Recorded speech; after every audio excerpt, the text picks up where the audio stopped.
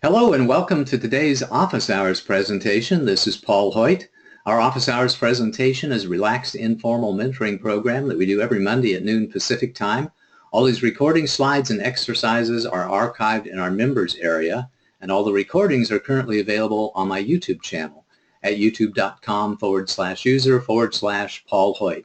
The reasons we do these is because we know that being a successful small business owner can be a great experience, but we also know that it's tough. You need education, training, tools, and team to be successful, and we want you to get to know us, because when you get to know us, you'll know that first and most importantly, we care about you.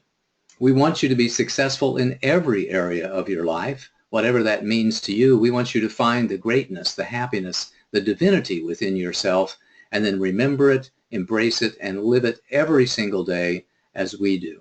Our passion is to increase the survival rate, accelerate the growth rate, and reduce the struggle rate of businesses in America. And our vision is to help millions of CEOs and entrepreneurs accelerate their business growth while enjoying greater harmony and balance in their lives. And if you find these office hours presentations valuable to you, please pass the word. We'd love to help out any of your friends, CEOs, entrepreneurs, business owners, your colleagues in the same way that we're providing assistance to you. Our office hours agenda are an in-depth discussion of a business success principle. Then we offer some closing remarks, special offers, and an invitation for next week's session. Then we go into open Q&A and coaching. So if you have questions on today's office hours presentation, make a note of it. You can ask the question at the end or type the question into the chat log of your GoToMeeting control panel, GoToWebinar control panel while we're doing the broadcast today, so you won't forget it. And of course, after we answer any questions relative to the subject matter of the day, we're open to having discussion on anything that you want to talk about. We encourage you to join us online in the Awakened CEO communities on both LinkedIn and Facebook, where we publish a business success principle of the day 4 days a week. And I do an energy of the day posting every morning on Facebook. Every morning when I get up, I take a word kind of at random and try to say something insightful or meaningful to inspire other people to have a positive attitude towards life and to accomplish something in their business. Today's topic is on high probability businesses, what you can learn from businesses that do not fail. This is a unique presentation from my perspective. I've never heard of anybody or talked to anybody that has a presentation that's anywhere like this. So I strongly encourage you to listen to the entire thing and pay attention, because I'm sure that you're going to learn something that's going to be really valuable to you in your business. We always try to relate the subject matter of the day to one or more of the key performance areas of business, and this was all about leadership. This is about taking responsibility for every aspect of your business, designing the business model, understanding what the risks are and finding ways to mitigate those risks, and doing everything you can to improve your probability of success and accelerate your growth. Here with the Awakened CEO system, we talk about different levels of performance. The Awakened CEO system is a balanced and comprehensive approach to business growth on multiple levels. Those levels of performance are your mindset, which is your beliefs and perspectives, your methods, which is your plans, processes, and procedures, and your momentum, which is about taking action and accelerating your velocity. And today's presentation is about all three of those levels. You're going to hear us talk about mindset, we'll talk about methods, and we'll talk about getting into action and establishing momentum and increasing momentum at your business. Today we're going to talk about the challenge of starting and growing a small business in America. We'll talk about the hidden numbers and exactly how hard is it to be successful in business in America. We'll talk about personal success factors and business success factors, and then we're going to sum it all up to the bottom line with what you can learn from businesses that rarely fail or simply do not fail. But first, let's talk about the challenge. If you've been in business for more than 5 minutes, you know that being in business, starting and growing business, can be a challenge. In fact, I think that building a small business is among the toughest jobs in the entire world. I think that 50 to 90% of people don't make it at all. Can you imagine being a baseball player and only getting a hit 10% of the time? Can you imagine having a basketball team and only winning 10% of your games? Well, that's the way I think it is in America. But unfortunately, we really don't know. We really don't know because it's very hard to measure the success rate of businesses here in the United States. One of the big questions is what constitutes a failure? If I started a business and I wanted to make $100,000 a year and I'm only making $50,000 or $60,000 a year, is that a success or is that a failure? If I started a business and I wanted to make $30,000 a year and I'm making $45,000 a year, but I'm working 100 hours a week, is that a success or is that a failure? If I started a business and I wanted to make $70,000 a year, working 50 hours a week, and I did that, but my health suffered and my family relationships suffered, is that a success or is that a failure? We don't know. What I do know is that of those businesses who are considered to be a success, that many people are struggling and that's causing them issues in other areas of their life. One of the challenges, another challenge on that is how do you collect the data? Most studies that are done today on the success rates of businesses depends on the tax records. So states will take a look and figure out who filed a Schedule C, or rather who had a payroll last year and doesn't have a payroll this year, and they can tell, as employment rates go up and down, how many employers hired somebody for the first time and how many people hired somebody last year but they didn't hire them this year. But that's a pretty poor measurement of success, because I think there's a lot of hidden numbers out there about people who start and grow a business, but they never show up on anybody's radar screen to collect the data. So we really don't know what the success rate is or what the failure rate is of startup businesses here in America. And I think there are a huge number of entrepreneurs that just dip their toes in the water. They give it a shot, but they never show up on anybody's radar screens because they give it a shot and then they disappear without ever becoming a statistic. Some of those people are garage inventors and software engineers, or sweat equity partners. The garage inventors and software engineers are working, in their spare time to try to build something and then try to sell it in some way or bring it to market in some way. And they're never successful in doing so. Sweat equity partners, I've got a friend or a brother-in-law who's starting a business, and I go in and pitch in, 10, 15, 20 hours a week on that business, hoping to become a partner in the business, hoping to get some revenue from that in some way, but never enjoying that. So, does that count as a statistic of somebody who wanted to start and grow a business? In my mind, yes, but in most statistics, you'll never see them there. Singers and actors, it's really hard to win American Idol or America's Got Talent or the X Factor, or get noticed in your local community in some other way. It is really difficult to become a professional singer or actor, and there are tens of thousands, hundreds of thousands of singers and actors that are still waiting tables, or working a landscape job in the mornings while they're playing in a bar in the night. And it's very difficult to start and grow a business doing that. Same is true about musicians and painters and other artists. It is difficult to get noticed. It is difficult to build up a market following and make a living doing those things. And we have the multi-level marketing organizations and the home-based business dabblers, somebody that invests a few $100s and they give it a shot, but they decide that for whatever reason it wasn't for them, and they just chuck it in and go, do the next thing.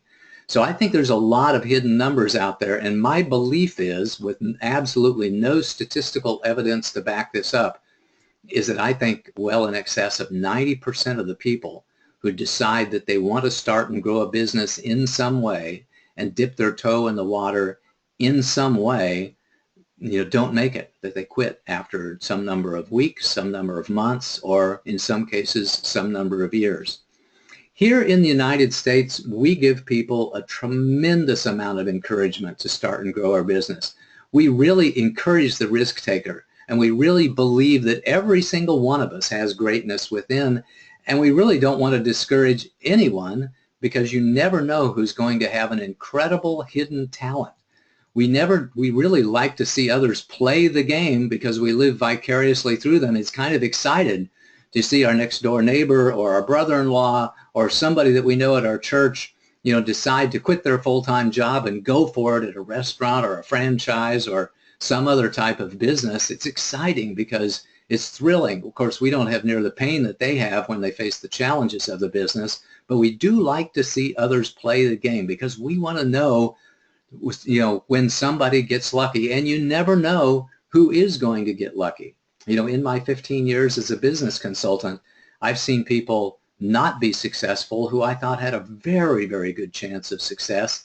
And I've seen other people come up and be extremely resourceful and just happen to catch a wave, to catch a viral wave and take off when I didn't think that they had much of a chance of doing that at all.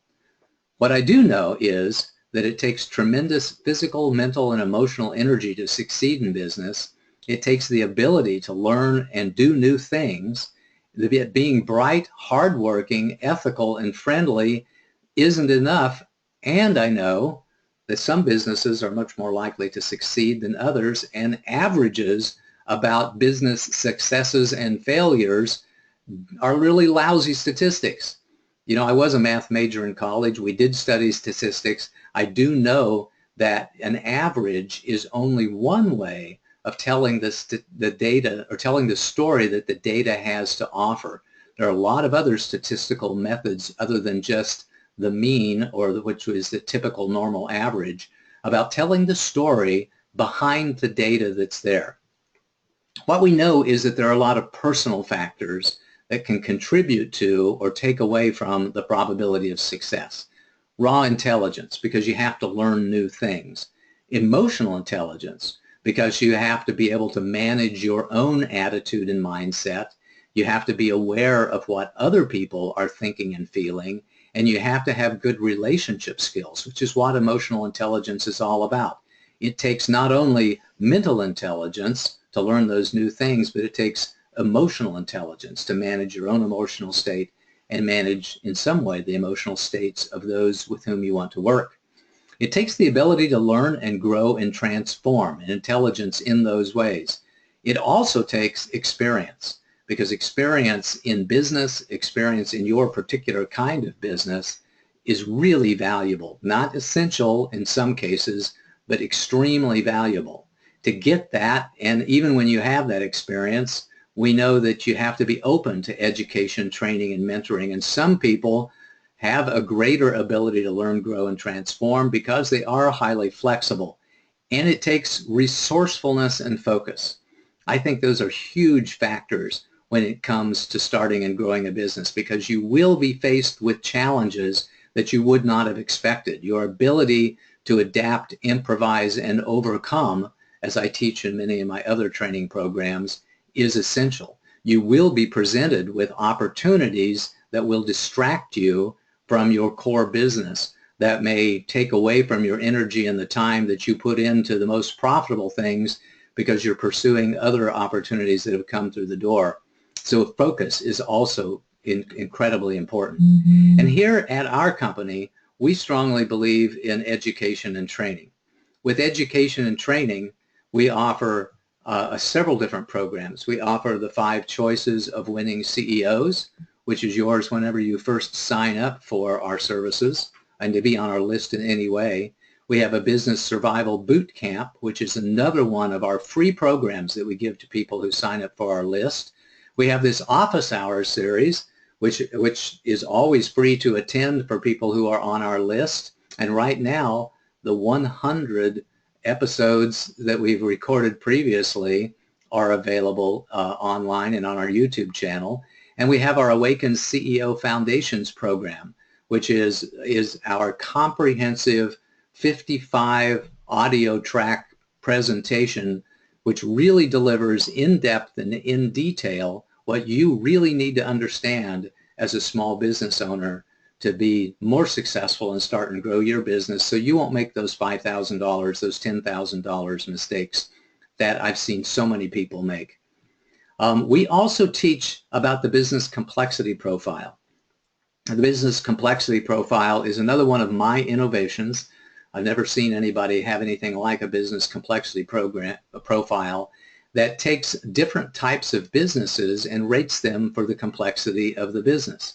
And by the way, that perspective can only come when you've seen dozens or hundreds of other businesses.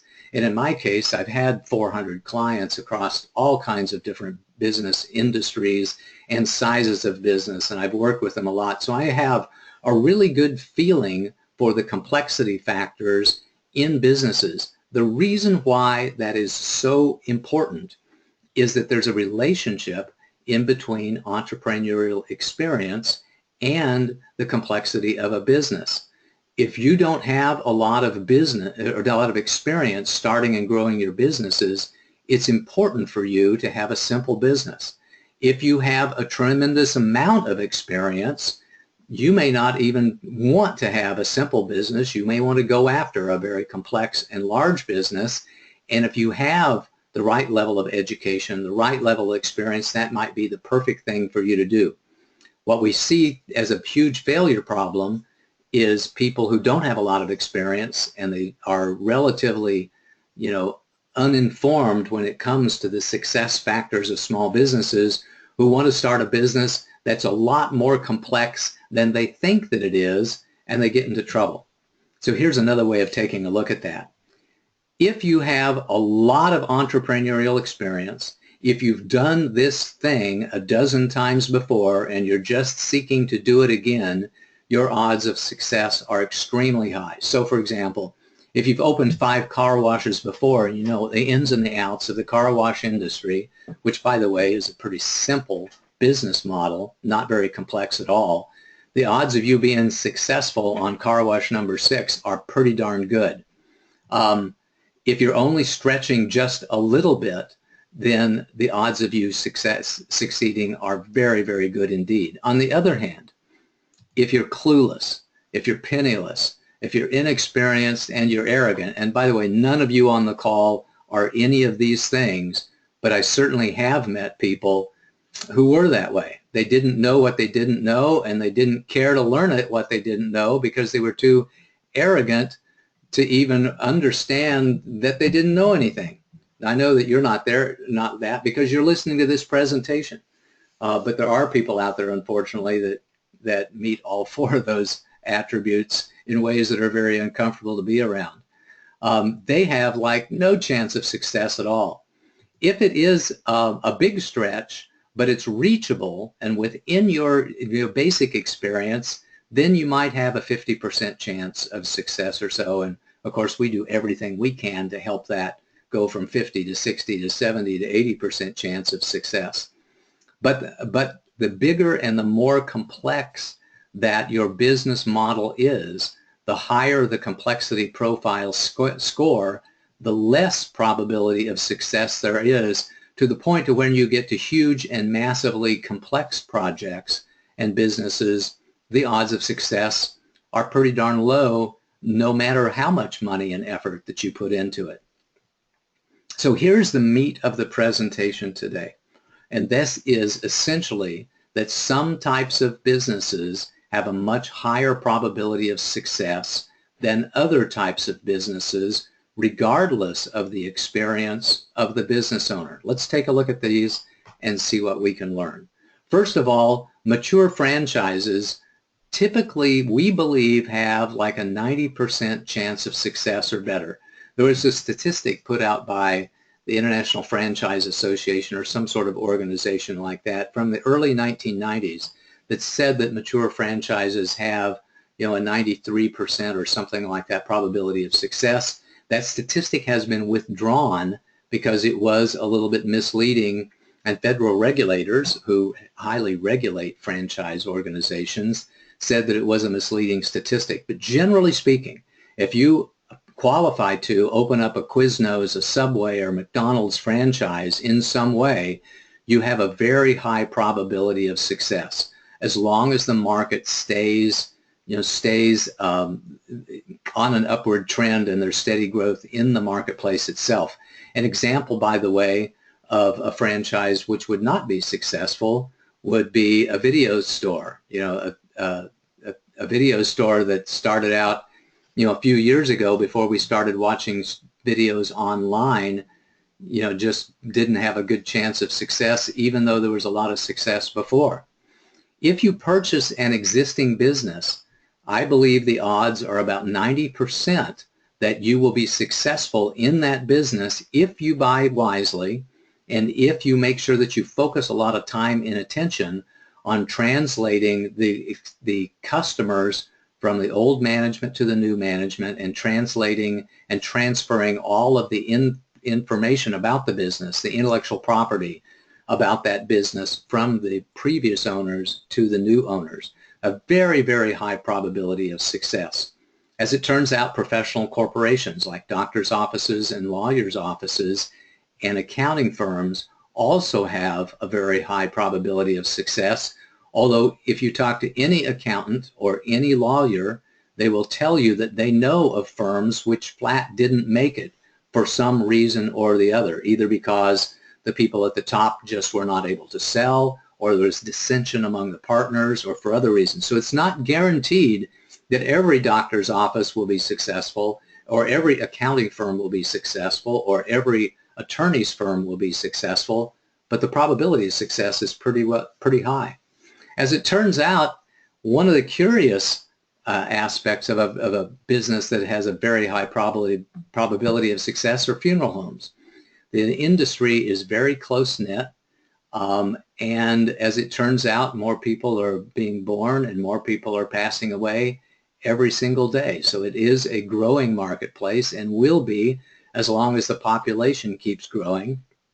And the trade associations for the funeral service industry will tell you, when I originally developed this statistic, that only about 1 in 3,000 new funeral homes fails for one reason or other. I think there's a lot of factors that we'll talk about, some of those factors in a little bit, but that was kind of a surprise to me when I started studying high probability businesses, was the success rate of funeral homes. And here's another one. The biggest surprise of all was micro businesses in developing countries. In developing countries, there is this approach to starting businesses in a community where the community might get a $500 or $1,000 or just a few $1,000s in seed money that they use to start and grow businesses in that community. And the reason why the businesses that they start with that seed money are almost always successful is simple. They simply can't afford to fail. When we decide to put a young homeowner, typically a single mother, in business of some kind with the only $1,000 that community has, everybody in the community rallies around that business to make sure that it is successful, to make sure the business can pay back the $1,000 loan so that we can start another business with that $1,000.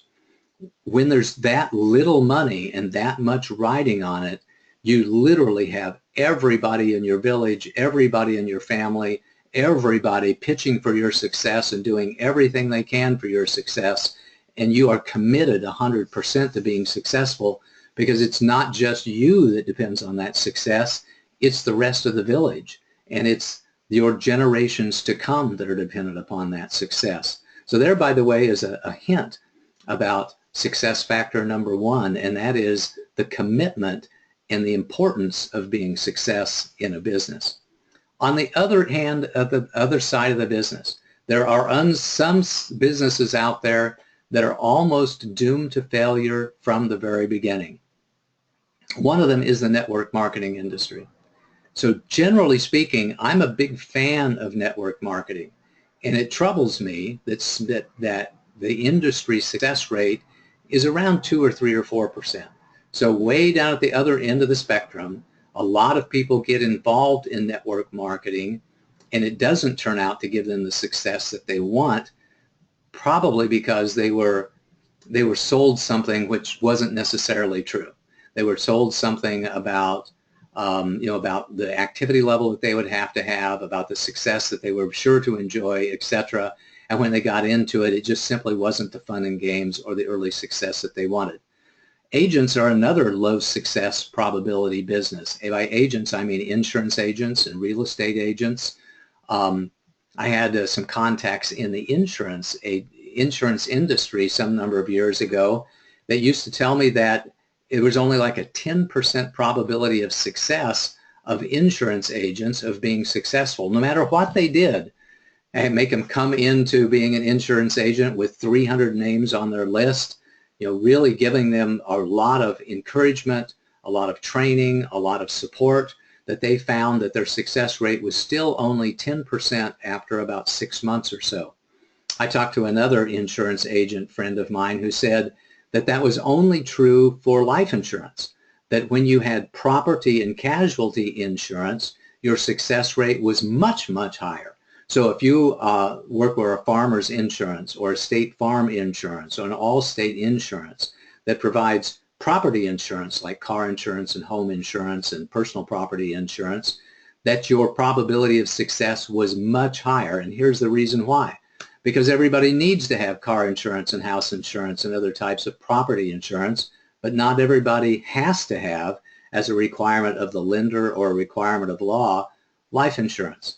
So as it turns out, that property and casualty insurance agents have a much higher probability of success than life insurance agents do. Way down at the low end of the spectrum are also those inventors, authors, musicians, and artists who have a fairly low probability of success. Business opportunities, which are differentiated from franchises in the terms of the level of support that's provided over time. And high-tech startups, curiously. Here in Silicon Valley, we have the best minds, the brightest minds, and oftentimes with massive amounts of funding, and they have a very low probability of success. Probably 1 or 2% of high-tech startups actually are successful over a number of 3 to 5 years. Service businesses, painters, business consultants, social media consultants, other types of businesses have a fairly low probability of success, a little better than some of the other ones we've talked about, but still, I would say in the 20 to 30% probability range. And right in the middle are restaurants and retail stores. So if you open up a restaurant or retail store, the trade associations associated with that industry will tell us that there's about a 50% probability of success. Curiously enough, for restaurants, no matter how much money you put into it, you can put $2 or $3 million into a restaurant concept, and it still might fail just because you never can tell how the market is going to respond to such thing.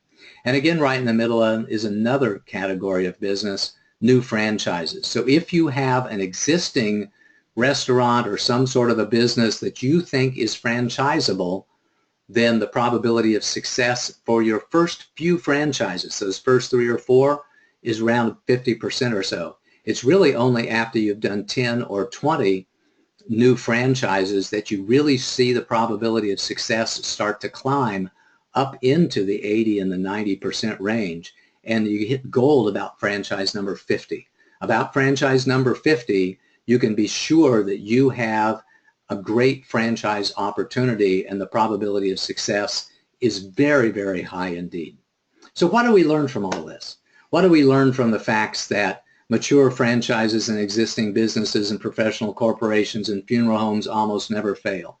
What do we learn from the fact that network marketing businesses, agents and brokers, business opportunities, inventors, authors, musicians, and artists rarely succeed with a probability that's 20%, 10%, or even less? Well, here's what we learned. Here's what I consider to be the high probability factors. Number 1 is a proven business model with proven market acceptance. That's what a mature franchise offers.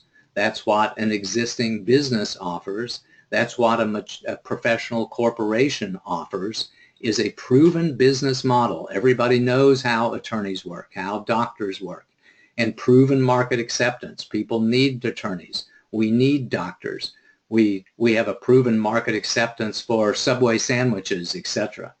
So when you have a proven business model with proven market acceptance, especially when it's proven market acceptance of this particular brand, you have a very high probability of success. If you can get great training and great mentoring, that's really, really helpful. That's what franchising does. And by the way, in doctors' offices and law and attorneys' firms and CPA firms, we also get great training. So it's a rare attorney, for example, that opens up their own practice right out of college, right after passing the bar exam. Almost always, doctors, attorneys, and CPAs go into business with other doctors, attorneys, and CPAs before they branch out and open up their own practice. In fact, to be a certified public accountant, you have to have 5 years apprenticeship or experience working for another CPA before you're even allowed to open up your own shingle as a CPA. You have to have that level of experience. I don't think the same is true about doctors and lawyers, but it's always a good idea. So they get great training, on the job training, from other partners, typically in the first businesses that they join. Another high probability factor is offering a complete solution into the marketplace. And that's generally the difference in between a franchise opportunity and a business opportunity itself, the term business opportunity. A business opportunity is when I give somebody the business model and I give them a little bit of training and a little bit of education, but I don't offer a complete solution, not nearly the complete solution in terms of ongoing support that a franchise opportunity does. And here's the reason why, by the way, is that franchises break even when they sell a new franchise and they train a new franchise owner and help them get started. They make their money on royalty income over time. Business opportunities, by definition, do not make most of their monies on royalties over time. In fact, they're not allowed to take royalties. They can do some things over time, but they don't have a requirement or they're not allowed to take a royalty, because that makes them a franchise and then they have to adhere to a lot of other franchise rules. Here's another great success factor: massive support and intense mentoring. In addition to that great training, the ongoing massive support from somebody who has a vested interest in your success, and the intense mentoring over a period of years will definitely increase your probability of success. And generally speaking, having a high cost of entry into the business, unless it's a high-tech business, will increase your probability of success, because you're not nearly as likely just to walk away from it. If I've got $5,000, $10,000, $50,000 of my own money into the business, or all of my money into the business, or my money and my mom's money and my brother's money and my sister's money and my friend's money into the business, we're not near as likely to walk away from it. We will put forth the extra effort and really make sure that we're not 3 feet from gold before we decide to throw in the towel and chuck it and say we've lost everybody's money. So a high cost of entry can be a huge probability factor, or high probability factor, when it comes to new businesses. Now, curiously, with startup businesses here in Silicon Valley, even if you have $5 million, $10 million worth of venture funding, your probability of success is still only around 10%. That's right. Here, and you can do the research yourself online, but generally speaking, venture capital firms will not invest in 999 out of 1,000 businesses that they see. And of the ones that they invest in, only 10% of those will be a home run. 2 or 3 of them might break even. 7 out of 10, 6 out of 10, they'll lose their entire $5 million or $10 million in.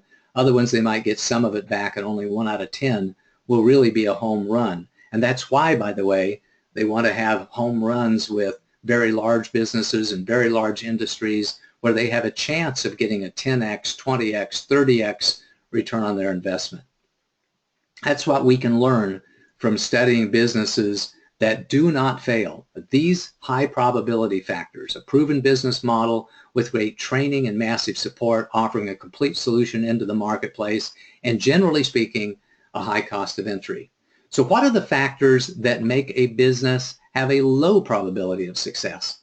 Number 1 is starting from scratch with little or no experience and an unproven business model with undetermined market acceptance. A classic example of this would be somebody who wants to bring a consumer product to market, but they're an inventor and they're starting from scratch. They've never invented anything before. They've never brought a consumer product to market before. They don't know how complex it is. They don't know how much money it's going to take. And they don't know whether or not the marketplace is going to want to buy their stuff, even if they did know all that other stuff. Another low probability factor, or rather something that makes a business have a low probability, is a very crowded market. In the Blue Ocean Strategy book, they talk about that as terms of being a red ocean. The reason is because when you have a very crowded market, it is difficult to get noticed. You have to have a much higher investment in marketing and a much greater persistence over a longer period of time to be successful in a very crowded market.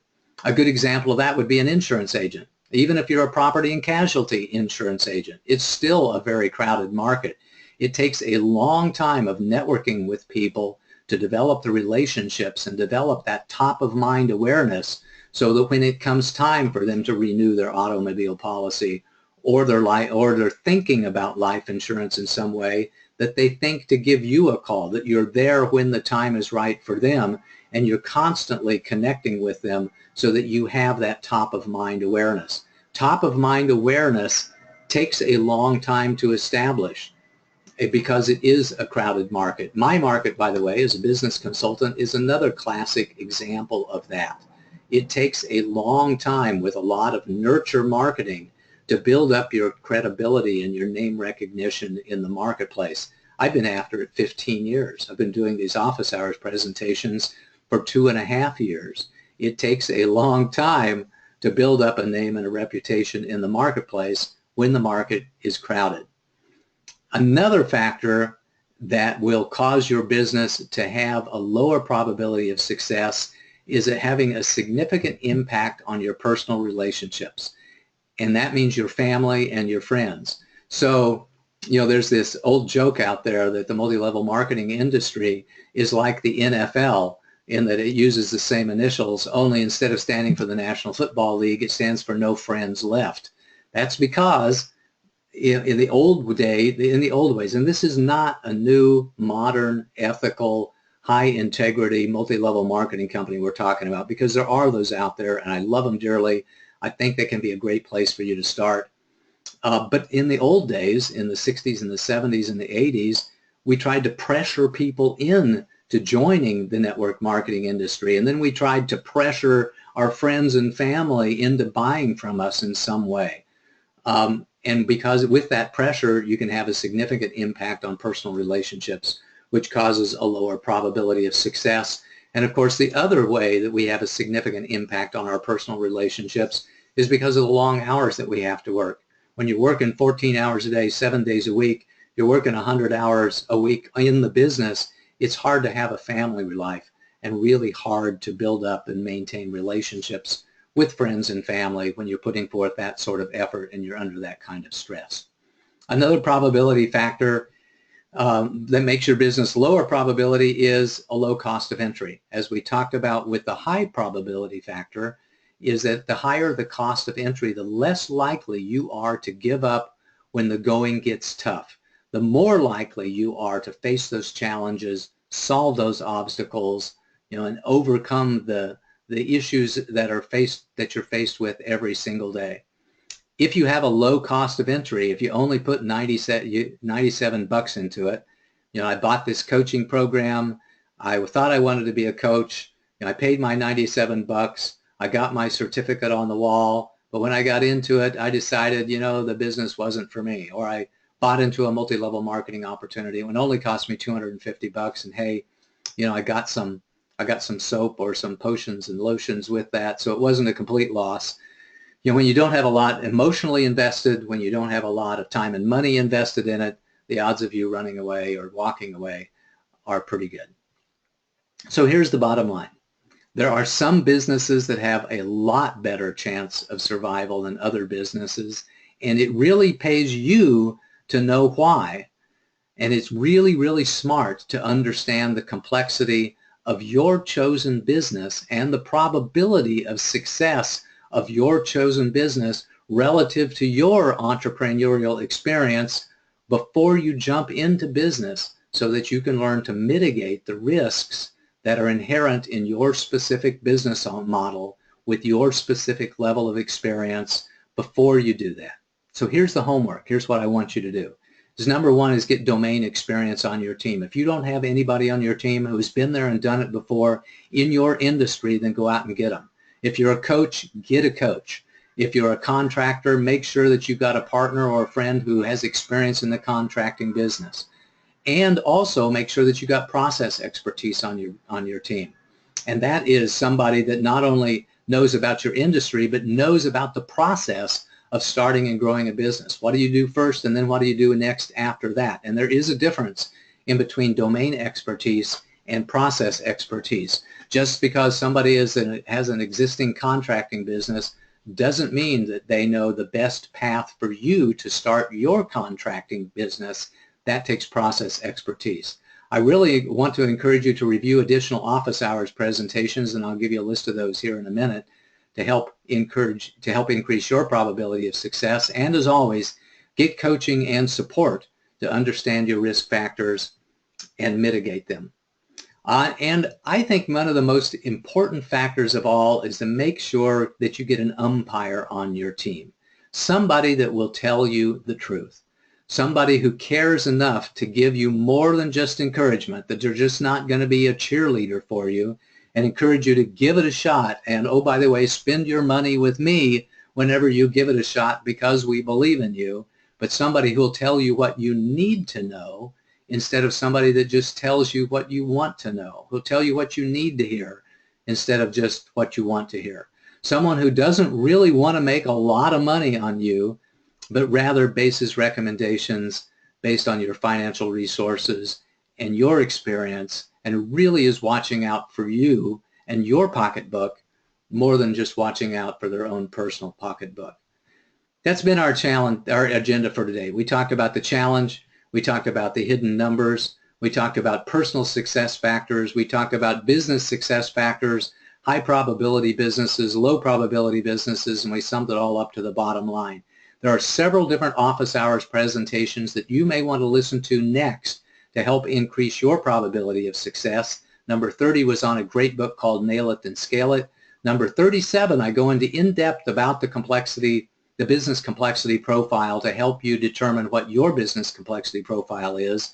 In number 44, we talk about the blue ocean strategy, and number 61, the E-Myth, and number 94, the lean startup methodology. Every single one of those will help you increase your probability of success by giving you the education, the training, and the mentoring that you need to understand what your risk factors are and to mitigate those in some way. We're going to go into open Q&A and coaching in just a minute. First, comments and questions on the topic of the day, and then any other issues you might have. I want you to tell me what your biggest takeaways are and the insights that you got from this presentation, and tell me what you're going to focus on. Here at the Hoyt Management Group, we have a lot of programs to help teach you how to do things yourself, our education and training programs, and many times we do it with you. We help you write business plans. We help you create strategic plans. We help you create product funnels. We help you develop sales scripts, and every once in a while we do it for you. You can throw things over the wall and we'll do the job for you and give you the deliverable back on the other end of the consulting engagement. Our next office hours is on April 11th, a week from today. I don't know what I'm going to talk about yet, but I'm looking forward to it. So if you have any suggestions, give me your suggestions at paulsurvey.com, or just type them into the chat log here if you're live on our broadcast today, or you can send me an email at the contact information on the next slide. And in between now and the time that we chat again, make sure that you do your homework. With that, let's open it up to Q&A and coaching. Stephanie, do we have any comments or questions on the subject matter of the day? Got a couple of comments here to get started on. Let's see, just a second. My cursor. The nice aspect of franchising is that you can literally visit examples of the operations in different towns, and you can ask questions like, how many clients are in the store, or how many instances are there of other franchises in nearby towns that have closed down? Absolutely. Absolutely. Awesome. Great comment. Great comment. Another comment here about the success probability. This success probability slide should be career advice for those in high school thinking about what to do for an occupation. I have friends whose young adult children have chosen examples from the failure category and gotten themselves into massive student debt. Boy, I so appreciate that. I believe here in the United States we do a lousy job of educating people in high school and college about what it takes to be successful in business. We just do a lousy job. And I don't think it's intentional. I just think it's a matter of the way our educational system was grown. You know, in the 1860s, 1870s, when we first started with today's modern educational system, it was there to teach people how to be good workers for somebody else.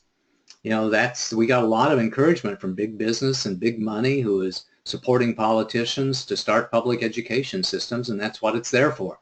We don't have a public education system that's really focused on helping, I think, the very small business owner, even though 85 or 90% of all businesses in the United States are what we consider to be micro businesses with 5 employees or less. I think we could do a lot better job. And believe me, I am determined to do everything I can to help the education and training programs here in the United States with that exact offering. And I think you're absolutely right. So thank you for that comment. I really appreciate that.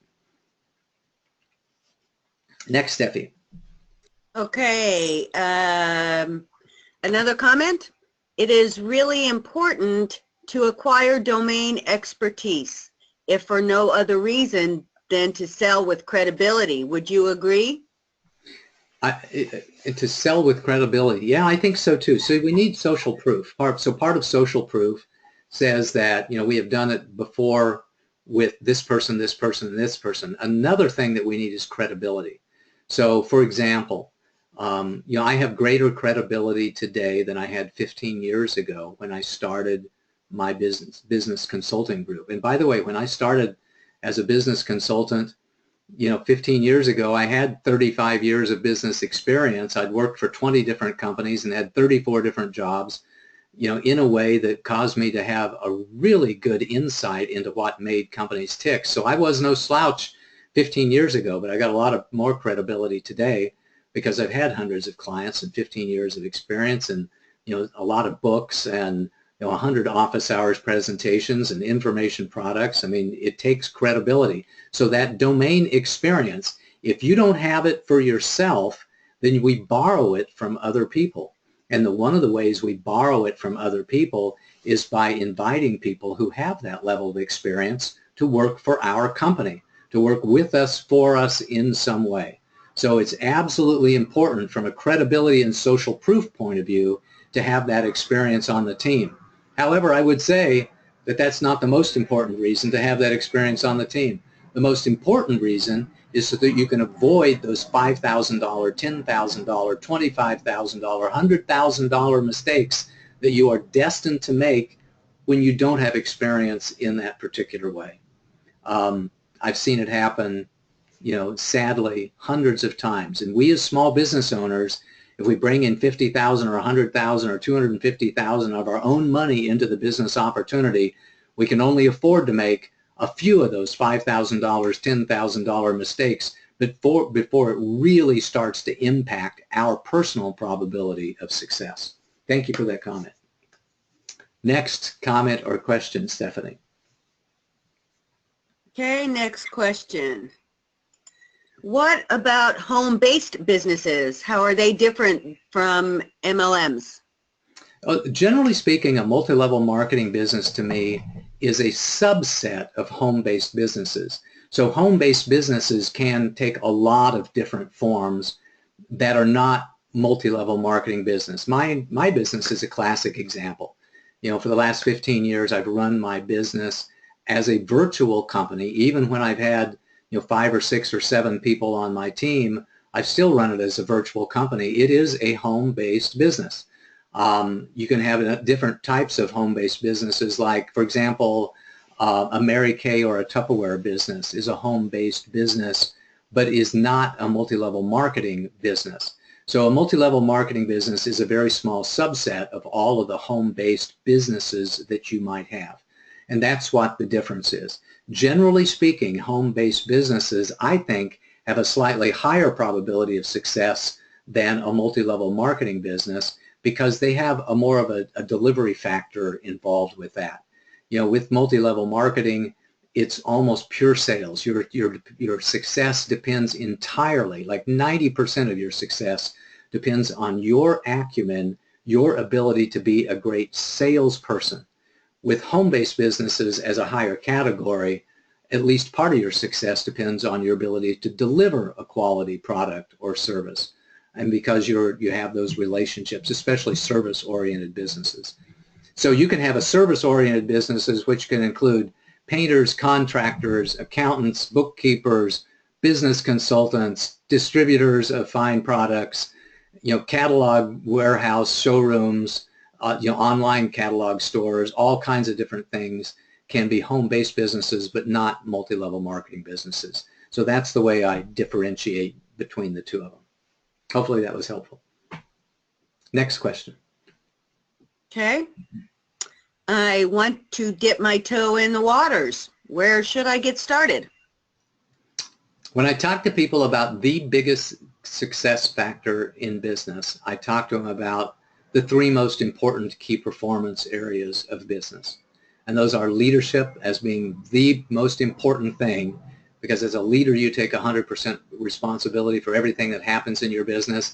As a leader, it's your responsibility to create a successful business model, build a team, have a winning attitude, you know, align your team, and all the different things that are associated with success as a leader. But the next two are sales and delivery. Most people who start businesses are really, really good at delivery. They're good at being a consultant, you know, a social media strategist, a contractor, a painter, a drywall professional, etc. But they don't know anything about sales. So to me, if you want to dip your toe in the water, if you want to give yourself a really higher probability of success, recognize that at least half your job, and when you start the business, all of your job isn't being a salesperson. So get yourself some sales experience. Number one factor, get sales experience of any kind. And by the way, that's why I'm kind of a fan of many multi-level marketing programs or many other home-based businesses, because they give you an opportunity to gain experience in sales. And if you need some, you know, sales advice and sales training, we do presentations on sales. We help people develop sales scripts and coach them on sales. We'd be honored to talk to you about how we can help you develop your expertise and your professionalism in sales. But that's my first recommendation, is to make sure that you get sales experience. Really closely related to that is to get domain experience in the business that you want to open up. So for example, if you want to open up a restaurant, make sure that you have worked in a restaurant before you start to open your own restaurant, because you're going to learn a lot about what it means to be a server, about what it means to run a kitchen, about what it means to do the sales and marketing and run the team associated with a successful restaurant delivery. So if you want to open up your own restaurant, it's not just enough to eat at fine restaurants. You have to work at a fine restaurant in order to get the experience that will save you hundreds of thousands of dollars in the case of a restaurant, because they, you know, typically cost a lot more to open up a restaurant than it does many other types of service businesses. So domain experience and sales experience are the ways that we dip our toe in the water, and the way that we begin to think about having our own business is to make sure that we know what it is, know how to have a successful business model, and we know how to sell. There you go. Next question, Stephanie.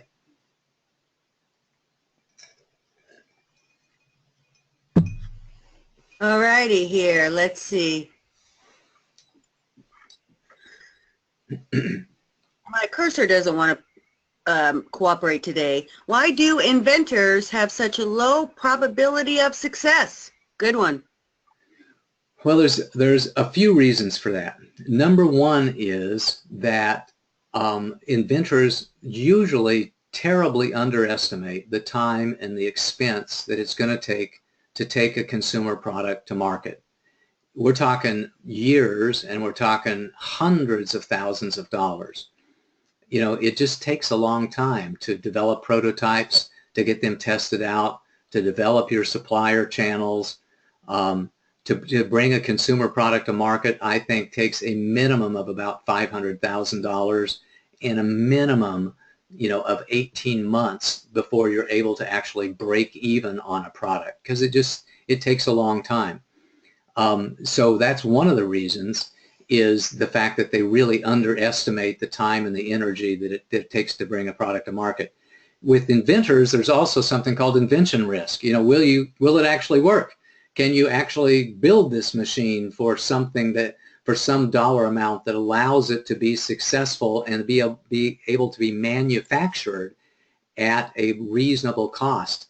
I've worked with, at least a handful of inventors that invested hundreds of thousands of dollars in their own money and months and months of time in a business, only to find out that they could not manufacture it at a price point that allowed them to sell it and make a profit. So generally speaking, if I want to sell something for 20 bucks on the open marketplace, I need to be able to make that for $4 or $5 for 20 to 25% of the retail price point. And if I can't make it for 20 or 25% of the retail price, I'm not likely to be able to create a profitable business around that. So there is the invention risk. Will it work, and can I manufacture it at a price point that allows me to create a successful business? But those are only two of the problems. The biggest problem is market response. It's very, very difficult to predict whether or not the marketplace is going to want to buy our product that we invented in enough quantity to allow us to create a successful business. That's why I strongly recommend that you watch the Blue Ocean Strategy, that you pay attention to the Lean Startup methodology, that you watch the office hours on Nail It Then Scale It, because those three together is going to give you some invaluable recommendations as to how you can start and grow a business if you are bringing a new product or a brand new type of innovative service to the marketplace. So those are the big factors on why inventors don't make it. I would say 98% of the time. The commercial success of new inventions is only about 1 or 2% probability of success. Next question, Stephanie, and we are at 101, so this might be the last one. Okay.